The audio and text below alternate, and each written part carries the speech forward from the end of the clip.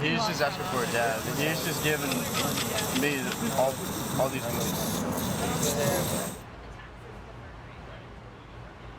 I think the main issues we've seen with marijuana legalization, there's a number of things that fall under the umbrella of public safety concerns. The only thing that legalization's done is provided more people the opportunity to grow marijuana in their basements, sell it to their neighbors, sell it to school kids, sell it to other states, and make money, in addition to the marijuana shops that also provide products and sell these commodities, some of which then gets diverted by the person buying it into those black markets as well.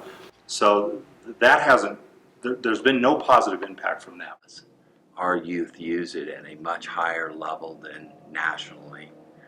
So obviously there's a huge black market to kids. School, I'm not going to school right now. I don't know what I'm gonna do. I'm trying to get in, but I'm still iffy about going back. Well, like, I grew up with marijuana, like, through my whole life because my parents and, like, my family, like, it's just, like, a normal thing. Everybody did it.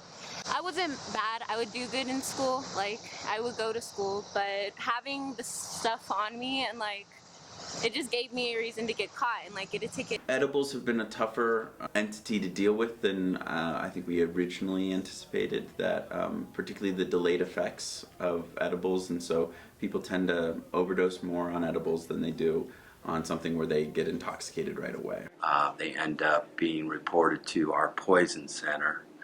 We virtually saw none of this kind of poisoning of children before all of this started, and now we're seeing huge percentage of increases in the poisoning of toddlers because they're eating it.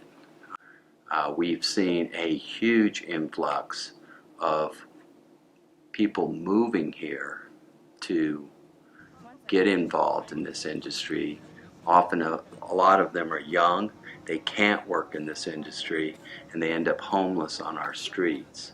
So if you go down to our 16th Street Mall today or this evening, you'll see a huge number of homeless kids that are here because of marijuana.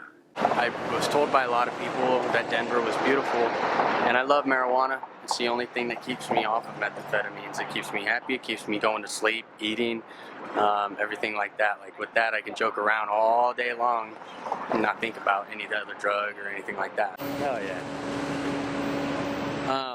I think a lot of them came here for the marijuana, and I think another reason would be just they haven't illegalized homelessness out here yet. You can come here and it's so beautiful, like the parks are everywhere. You can crash into parks, and you're not allowed to, but it's beautiful. I think the other thing that we're starting to see is the people driving under the influence of it. There are certainly areas of concern.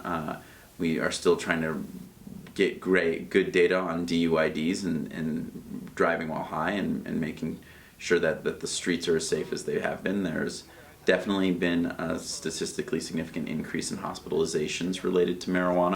13% higher fatality rate in those situations where the person is using this legal substance in our state and alcohol, another legal substance in our state. So my suggestion to people is to wait and see. Colorado has not done well here. You don't have to be for or against legalization to be for good government, and decide that you should plan for the contingency that there will be recreational marijuana in your neighborhoods, and really start to have the conversations about what that should look like and what's in the best interest of public health and public safety. I think people think that doing this is like flicking a light switch, both in how much work has to be done. It's a really complex system that requires a lot of work to figure out by the legislature, by the executive branch, but more importantly by the community.